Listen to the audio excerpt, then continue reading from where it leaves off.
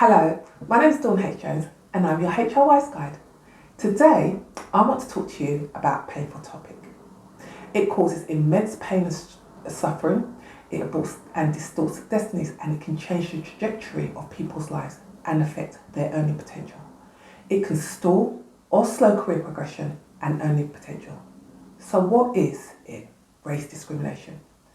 Race discrimination is when you are treated differently because of your race. In the UK, the Equality Act 2020 says you should not be treated unfairly because of your race. And race can mean colour, nationality, ethnicity, or a group. Now, there are 4 types of racial discrimination: direct, indirect, victimisation, and harassment. Let's look at each in turn. Direct: when someone treats you differently than someone else in the same situation.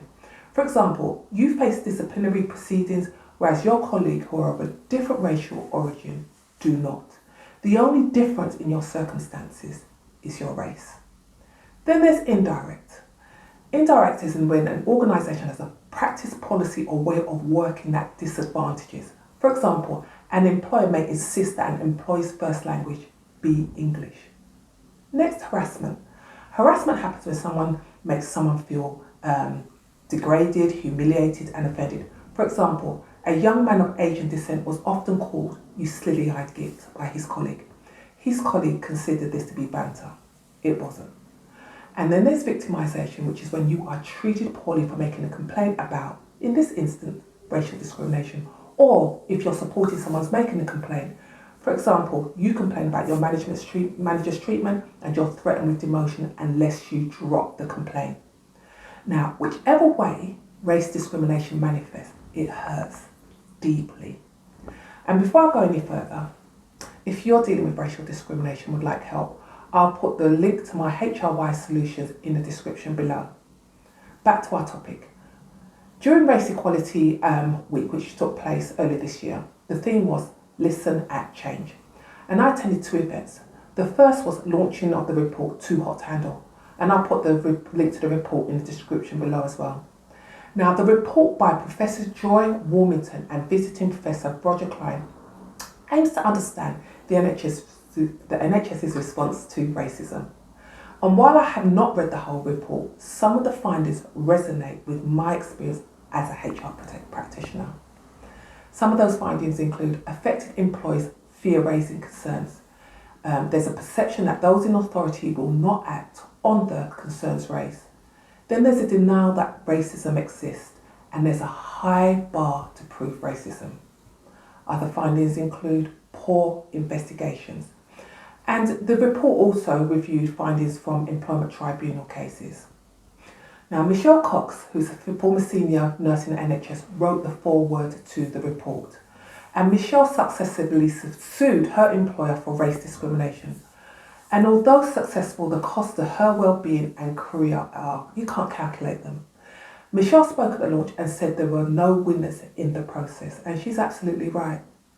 Now, during the question and answer segment, a medical consultant shared his story of being driven out of the NHS due to racism. Another doctor discussed the disproportionate referral of non-white doctors to the General Medical Council. And the questions people kept asking and comments all had a similar theme. The questions were, what can we do? This racism has got to stop. We don't need any more reports. What are the answers? I could hear the frustration and confusion in the questions and comments. And various individuals suggested what organisations should or should not be doing.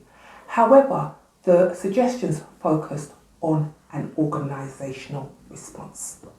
Now, don't get me wrong, I wholeheartedly agree that organisations have a legal and moral responsibilities to their employees to treat them right.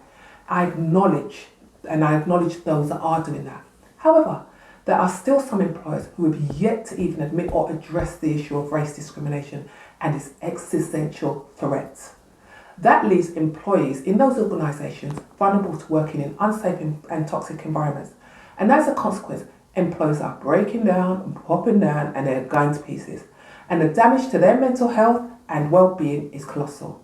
Sis, bruh, hell to the no.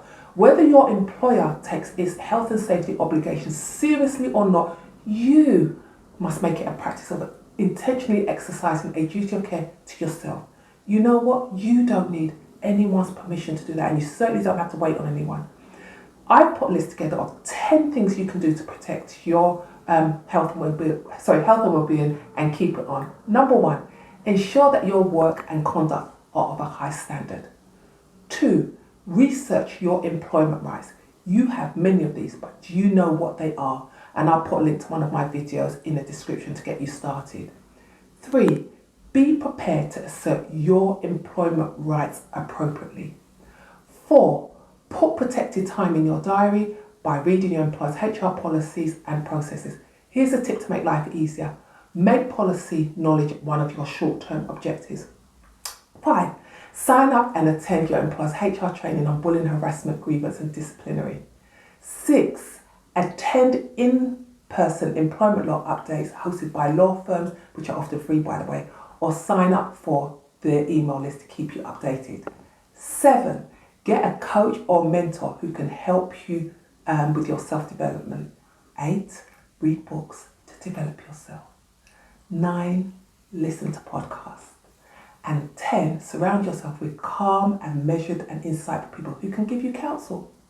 Now, I can't promise you'll never face racism, if only, but you can resist and address it by protecting yourself with the necessary knowledge and skills.